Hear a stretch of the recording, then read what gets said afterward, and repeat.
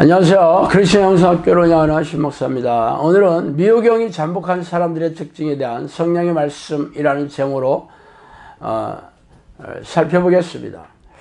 자, 미혹이란 속인다는 말이죠. 그러니까 미혹영이란 속이는 귀신이라는 뜻입니다. 사탄의 또 다른 이름이 거짓의 아비니까 귀신들이 사람들을 속여서 죄를 짓게 하는 계략이 치명적인 공격이면 두말할 나위가 없을 것입니다. 그러나 사람들이 이들의 속임에 보기 좋게 넘어가는 이유는 육체의 생각을 추구하거나 사람의 일을 생각하는 것이 죄이기 때문이죠. 성경은 육체의 생각은 하나님과 원수가 된다고 말하고 있습니다. 하나님의 원수가 누구입니까? 바로 사탄과 귀신들인 악한 영들이죠. 또한 하나님의 뜻이 아니라 사람의 일을 추구하는 것도 악한 영이 넣어주는 죄입니다. 그러나 이러한 생각은 죄다 사람들이 소망하고 바라는 것들이죠. 그러니 미혹의 영의 공격에 넘어가지 않는 게 이상할 정도입니다. 그래서 분별의 은사가 없다면 죄다 죄를 밥 먹듯이 지으면서 회개할 생각조차 없이 살다가 지옥의 불길에 던져질 것입니다. 분별의 은사는 성령이 주시는 선물입니다. 그러므로 성령의 사람이 되는 길만이 미혹의 영의 공격을 분별하고 싸워서 이기는 자의 반열에 들어가게 될 것입니다. 그래서 오늘은 성령께서 말씀해 주신 미혹의 영이 잠복한 사람들의 특징에 대해 살펴보고 싶습니다. 첫 번째, 교만한 사람입니다. 교만한 사람은 미혹의 영이 잠복한 가장 두드러진 특징입니다. 그러나 성경에서 말하는 교만은 세상에서 흔히 말하는 교만과 좀 다릅니다. 세상 사람들이 말하는 교만은 아나무인의 성품으로 이기적이고 독단적인 태도를 말하고 있지만 성경에서 말하는 교만은 하나님의 뜻을 무시하고 자기 멋대로 하는 태도를 말하고 있습니다. 그러므로 평소에 사람들이 눈에 온유하고 겸손한 사람처럼 보여도 하나님의 뜻에 순종하지 않고 자기가 하고 싶은 대로 자기 멋대로 살아가는 사람이라면 완악하고 교만한 사람이 되는 것입니다. 특히 교회에서는 성경 지식이 해박하고 교회 직분이 높으며 희생적인 신앙행위를 많이 한 사람이라면 교만할 확률이 지극하게 높죠. 새벽기도에 빠짐없이 나오고 11조를 철저하게 드리고 사람들을 전도해서 데려와 교회 의자에 많이 앉힌 사람이라면 자신이 그가 내온 신앙의 업적을 은근히 드러내고 자랑하고 싶은 생각이 적지 않을 겁니다. 그러나 그런 자신의 신앙의 업적을 인정해 주지 않는다면 화가 나고 억울해하고 인정받고 싶어하는 속내를 드러낼 것입니다. 피조물인 사람이 하나님의 명령에 순종하여 행하는 희생적인 신앙행위들은 마땅히 해야 하는 것일 뿐이지 사람들에게 자랑하거나 인정받으려고 하는 것은 자기의 일을 드러내고 자기 만족으로 신앙생활을 하는 사람들입니다. 이런 사람은 죄다 귀신이 넣어주는 것들이죠. 그래서 종교주의자가 되는 까닭입니다. 예수님 당시에 바리새인과 서기관들이 그런 사람이었습니다. 그들은 십계명을 비롯한 600여 가지의 율법들을 철저하게 지켰지만 예수님으로부터 용서의 기회조차 받지 못하고 독사의 새끼라는 저주를 듣고 지옥불에 던져졌습니다. 그 이유가 바로 교만하기 짝이 없기 때문이었죠. 물론 세상에서 드높은 권력과 지위가 있고 학식이 높고 부자여서 교만한 사람들도 허다할 것입니다.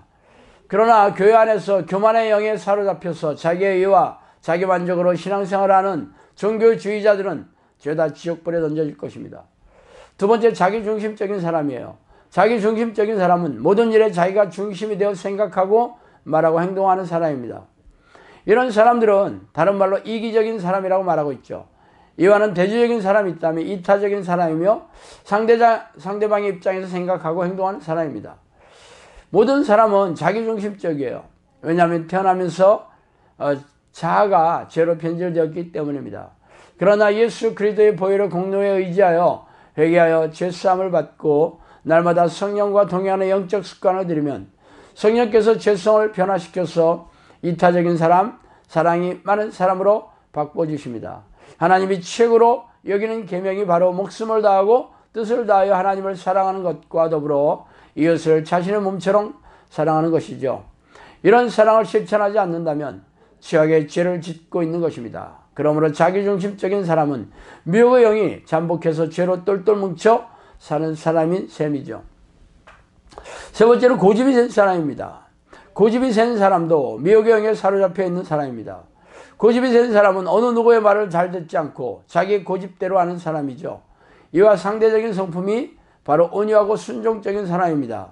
고집이 센 이유는 자신의 생각인 것처럼 속여서 넣어주는 미혹영의 말에 순종하고 있기 때문입니다. 이런 사람은 성경에서 뭐라 해도 성경적인 교회 지도자가 하는 말에 주변에 혹은 지혜로운 사람의 조언에 아무도 순종하지 않으려 하는 경향이 있죠. 면전에서는 공손하고 겸손한 태도를 보여도 실제로 행동에 옮기지 않는다면 고집이 센 사람임에 틀림이 없습니다. 아무리 자신의 생각이 옳아도 상대방의 말에 존중하고 자신의 부족을 인정하고 따르려는 태도가 바로 성령이 기쁘시게 여기는 순종의 태도입니다. 그러므로 미혹영에 사로잡힌 사람은 고집불통입니다.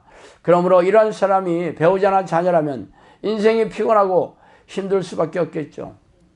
네 번째로 감정의 기복이 심한 사람입니다. 감정의 기복이 심한 사람도 미혹영에 사로잡혀 있는 사람입니다.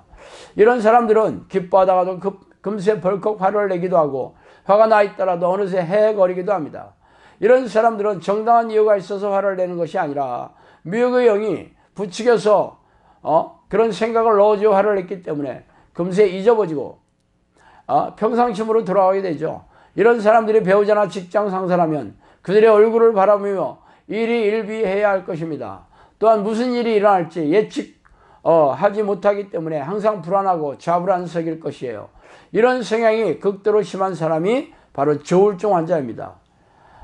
조울증은 마음이 즐거운 조증과 우울해지는 우울증이 번갈아 나타나는 사람이죠.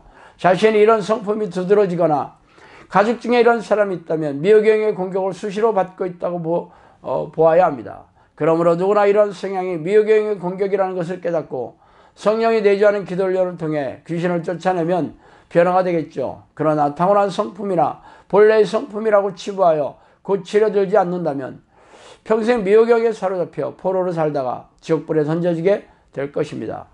자, 오늘은 여기까지 하겠습니다. 감사합니다.